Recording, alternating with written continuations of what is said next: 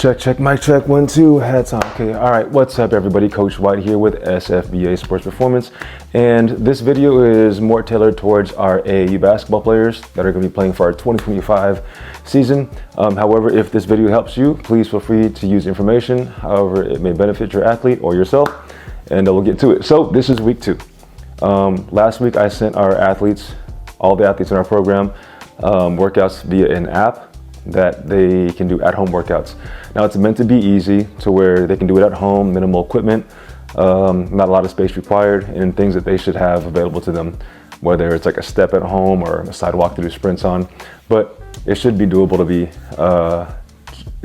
for them to complete at home. I'm trying to get that out. Anyways, this is week 2. So week 2, I want to talk about one of the other workouts that may be an issue for some families and athletes, and that's using a medicine ball. As you can see behind me, I have a few different versions of medicine balls, and I'm gonna talk about those real quick so I can give you the breakdown on which medicine ball you should be using, why, what they do, what the purpose is.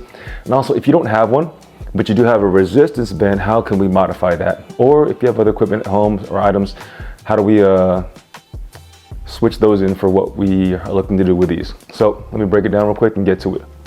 All right, so with the medicine ball, we're gonna talk about a few different ones. Number 1, this is a medicine ball. This is one you probably see at the gym a lot. This is a reactive ball. Why is it reactive? Because when I bounce it, it usually comes back to me, right? Obviously, it's not gonna bounce all the way up, but this is meant to be more of a reactive ball. So if I throw it off the ground or off of a wall, it should come back to me. So this is a little bit firmer, it's harder. You can tell. Now, if I'm using something different, like this one, you see it's a little more squishy, right? I can push into this. This is a slam ball. Now, when I slam it to the ground, it's not coming back up. It does not have reactive properties. So when I slam it down, it stays there. There's no bounce, there's no give. So this is meant to be something I can slam on the ground without the fear of it coming back to me, smacking me in the face. And if I just want to put all my intensity into a quick, strong movement going to the ground or into the wall, I can use a slam ball. And again, these are softer and they are not meant to be reactive or bounce. So over here we have a wall ball. Now these ones are usually larger, they're bigger, and these ones are softer, and they're meant to be something you can throw off of a wall, not like indoor like drywall, but like concrete wall or something like that over the ground. And they have a little bit of reactivity to it, so when you bounce them hard enough, they should be able to bounce back to you somewhat. But they're a little bit softer, a little more forgiving if they do hit you. Now, obviously this is 12 pounds, so if I threw 12 pounds at your face, that might not feel too great. However, it would feel better than this smacking you in the face. So wall ball is something that's supposed to be safer for walls. Again, not indoor, like drywall or something that can break easily, but something more solid like concrete wall, things like that. And obviously, you know, the ground like your garage or outside in the backyard or on turf. This is meant to be something you can also slam. You can use it for quick explosive movements like when you're slamming to the ground against the wall. But this is a third option for a medicine ball. Which one do we want you to use?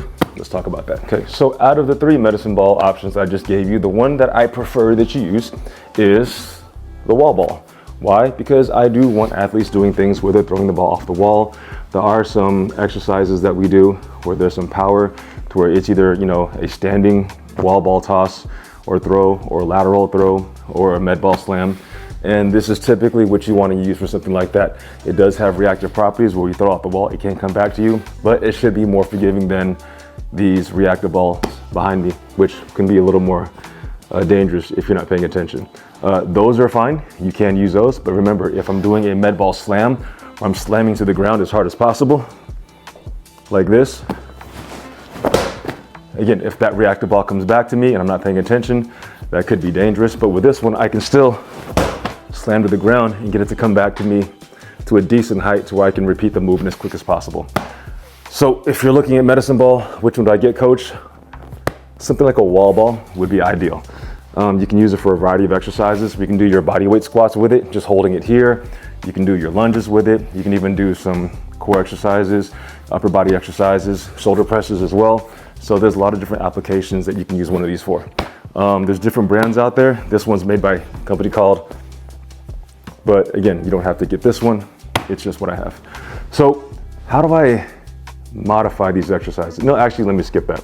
Why are we doing this? What's the purpose of a med ball toss or throw against the wall? Okay, here we go.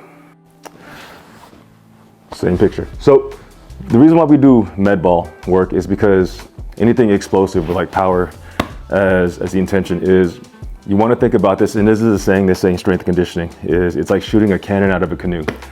If I were to put a large cannon in a canoe and then fire the cannon, the canoe would basically just shoot backwards and the cannon wouldn't be able to fire accurately, right? You'd have a blown up canoe. You want to have a stable base that can be powerful and handle the amount of force that you're producing in a certain direction. Say, for example, an athlete going for a layup. Have you ever noticed when your kids try to make a pass, or some of your kids, not all your kids, but some athletes try to make a pass in basketball, either with one hand or two hands, and it looks like they're about to trip over themselves, or like they're standing on a rug and somebody pulled the rug from their feet, or it looks like somebody just pushed them from behind but nobody's there. That's probably because when they're trying to make a pass, they lack the stability, the core control to transfer the force from the ground through their body. So instead of their body being able to handle that demand of the one-handed pass down the court or the chest pass or even shooting a basketball, their body, which is the canoe in a sense, is not able to sustain what it needs to. Again, it's like physics, like I'm applying a force this way, it's applying back to me as well. Their body has to be able to sustain the force that's being redirected back in their body when they're moving something away, such as shooting a basketball, making a pass. So when we're doing things like med ball slams, we're trying to initiate the body's ability to sustain itself with that amount of force going away. Secondarily, we're also trying to make sure that we can get into good postures and maintain those. So for example, if I'm doing a split stance med ball slam or even like a wall med ball toss where I'm slamming against the wall as hard as I can, I need to be able to maintain a rigid structure where my core is strong, my back is straight, chest is up, everything is activated. And those are the muscles that you're going to utilize when it comes down to maintaining that stability. So, couple things. If you don't have a medicine ball, or you don't have a wall you can throw the ball off of, how can you do the workouts? Okay, let's modify this to use something else. All right, so what I'm going to do here is I'm going to use a resistance band, one of these. And what I'm going to do is I'm going to tie it to here. Now again, you can tie it to anything. If you have like a post for your stairs, outside on a fence, anything stable that you know when you pull, it's not going anywhere. Now we're doing something like a med ball chest press, right? I can hold the band here and essentially do the same thing, right? So if I'm supposed to be pressing the ball as fast as I can against the wall, I can take the band, do the same thing.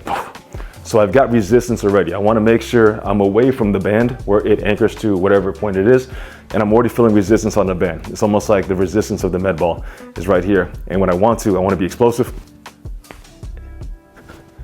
and push through while maintaining, not throwing my body forward or lunging. I want to maintain a strong core structure and just be explosive. You can do that with one hand or two hands or maybe one hand, right?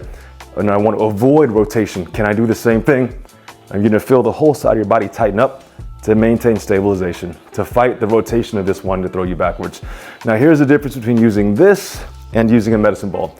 With a medicine ball, when I throw it, I can be explosive through the end range of motion.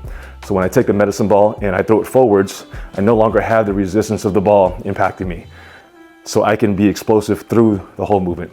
With a resistance band, from start to finish, even when I get to the end range, this still wants to throw me backwards. So technically, I'm not going to be as explosive as I would be using a med ball because this will never leave. I'll always have the tension there, so I'll be fighting to stabilize it versus driving through the whole motion.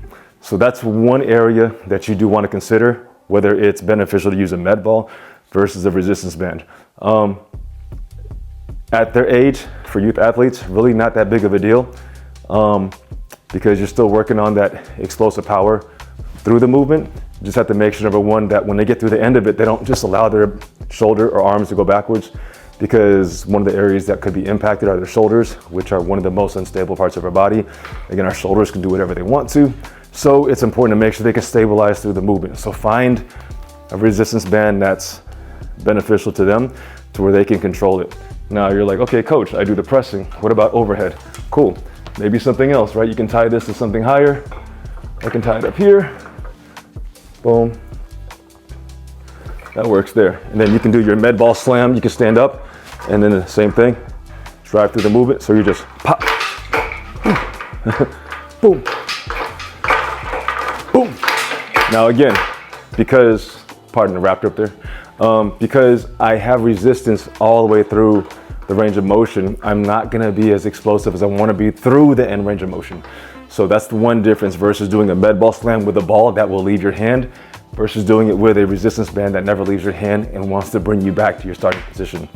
So that's where, but in this case, I'm really focused on their ability to generate that force going into the movement. I don't have a band, coach.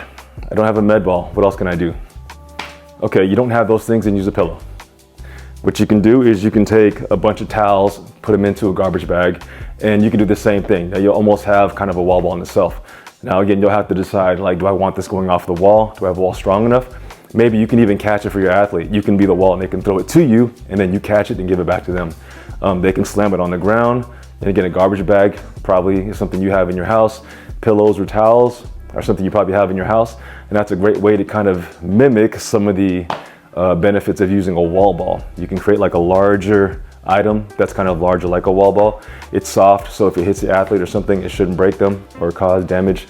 But again, if you don't have a wall that you trust to throw something off of, as light as your pillows, then you can be the wall itself. You catch it for your athlete, give it back to them, and they can perform the movement as well. So when we're doing any type of, powerful exercises that require the medicine ball, where you're slamming either on the ground or on the wall, you can use a medicine ball. Again, I prefer using the wall ball. You can use a reactive ball. Again, it's just be aware that when you throw it off of something, it's harder than a wall ball, so damage could be done unless you're using on concrete surfaces. Also, they're more reactive, so the harder your athlete throws it, again, physics says I want to come back. So it could come back to your athlete, and that's not really something you want to focus on. You want to be able to go through the movement without the fear or hesitation of the ball coming back to you. And if you don't have those things, then you can always use a resistance band to go through and be powerful through the movement and use that from there. If you don't have one of these, then use a pillow, use a blanket, roll it up in a bag and do your slams there. So hopefully that was helpful. I know I went through this pretty quick. If you have any questions, please let me know. Again, I want to make sure that these workouts are something that you can do at home and you find ways to modify them so your athletes can get through them. I do expect all of our athletes to do this. You're part of the program. So again, you're part of this family. We expect everybody to eat at this table. So let's make sure we get those workouts in. Again, I'm Coach White, SFBA Sports Performance. If you have any other questions, please let me know. Contact me and I'll be sure to get back to you to find a way that you can get through these workouts and get your athletes ready for the 2025 SFBA season. Let's go. Pow, pow.